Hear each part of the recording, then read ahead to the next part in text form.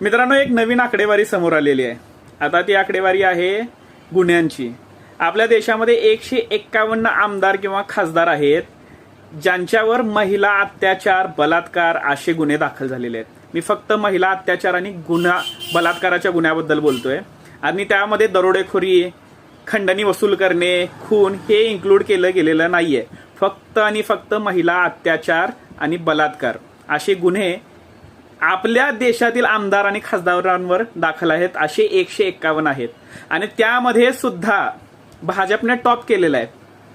पूर्ण देशामध्ये 151 पैकी 54 आमदार खासदार हे फक्त एकट्या भाजपचे आहेत.